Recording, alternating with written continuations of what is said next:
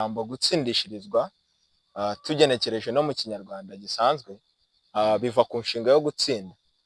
Rero gutsinda ni uko hari ikintu kiba cyananiranye cyangwa se hari ikintu gikwiriye gukorwa, umuntu akagikora akagipafominga neza akabasha kugitsinda, noneho ko gutsinda kwiwe bikaza kwitirirwa n'abandi nabo bagaserebura iyo ntsinzi. Bo baserebura bavuga ko twebwe twatsindishirijwe. Nk'uko mubibona hano turi kumwe n'umuvandimwe yatangira twibwira. Mumeze mute muvandimwe? Ashima umwanya. Komere cyane. Yego. Watangira wibwira abantu uwo uriwe? Yes.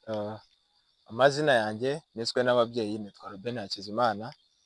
Ariko ndashima Imana ko yampaye izina rishya ari ryo kuba umwana w'Imana, nkaba naravutse ubwa kabiri. Uvuze ikintu cyo kuvuka bwa kabiri, mpita numva hari ikintu ngomba kukubaza. Yego. Abantu benshi, bamwe muri twebwe nyine benshi cyane, bakunda kwibaza ku ijambo gutsindishirizwa, bakibaza se bigenda gute gutsindishirizwa muri Bibiliya, gutsindishirizwa mu buzima busanzwe, ubundi gutsindishirizwa ni iki? Murakoze cyane. Ariko ijambo gutsindishirizwa tugenekereje no mu kinyarwanda gisanzwe biva ku nshinga yo gutsinda. Rero gutsinda ni uko hari ikintu kiba cyananiranye cyangwa se hari ikintu gikwiriye gukorwa, umuntu akagikora akagipafominga neza akabasha kugitsinda, noneho ko gutsinda kwiwe bikaza kwitirirwa n'abandi nabo bagaserebura iyo ntsinzi. Bo baserebura bavuga ko twebwe twatsindishirijwe, ariko mu by'ukuri atari bo batinze icyo gikorwa, ari undi muntu wakibakoreye.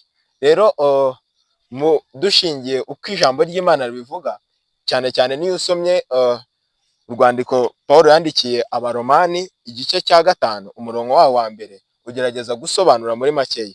Haravuga ngo nuko rero ubwo twatsindishijwe no kwizera, dufite amahoro ku Mana kubw'umwami wacu Yesu Kristo. Uyu Yesu Kristo rero niwe wakoze ibyari byaratunaniye, niwe wakoze icyananiranye ku nyoko muntu yose.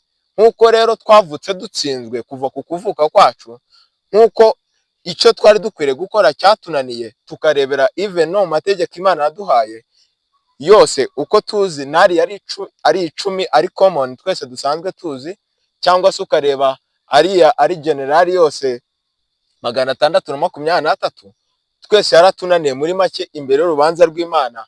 Binyuze mu mategeko twaratsinzwe.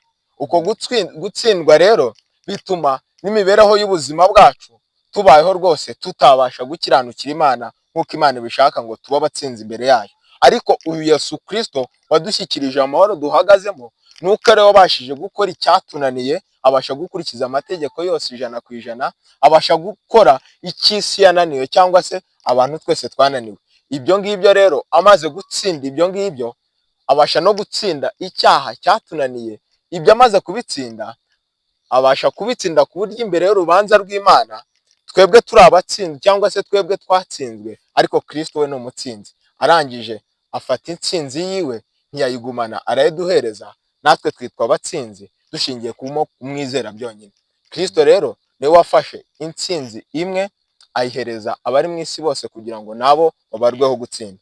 Nk'uko tujya duserebura ngo Amavubi yacu yatsinze tutigeze dukina, ariko mu by'ukuri tukishimira intsinzi y'Amavubi, tukavuga ngo natwe twatsinze kubera ko Amavubi yacu yagize ute, yatsinze. Ariko mu by'ukuri ntabwo tuba twagiye mu kibuga dukina, ahubwo nuko tuba dufata intsinzi y'Amavubi, akaba ariyo ntsinzi natwe tuvuga ngo ikipe yacu yatsinze. Nuko rero Yesu Kristo niwe wabashije gutsinda. Amaze gutsinda